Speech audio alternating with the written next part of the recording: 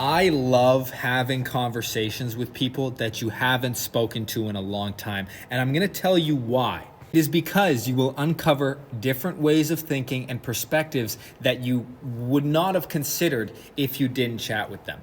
The reason why I'm talking about this is because I had a conversation with a friend of mine the other day that was exactly like this. And during the conversation, we were talking about my TikTok posting and career stuff, family stuff, everything.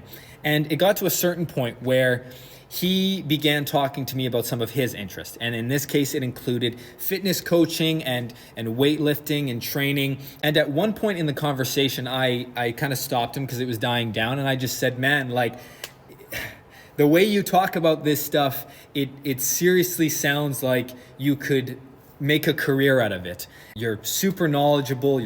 You deliver it concisely. I'm sitting here. It's almost like you're coaching me. And he looks at me and he's like, well, yeah, that might be true, but there's other people in my gym who are just absolute nerds about this stuff. And they can talk for hours about micronutrients and the impact of a certain exercise and food on your insulin levels. And I just don't know any of that. And so I just feel like I can't adequately make a career out of it because I just feel so underqualified. And that leads me to the main point.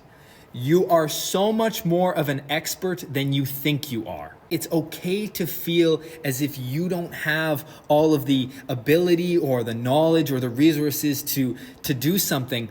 But if you do it anyway, you will get to a point someday where you are.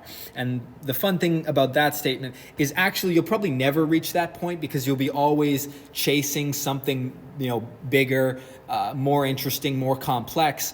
But in my experience, whether it's fitness or business or even acting, you talk to actors who are involved in local theater who've landed good gigs. You ask them, how do you feel in this role? Do you still have imposter syndrome or things like that?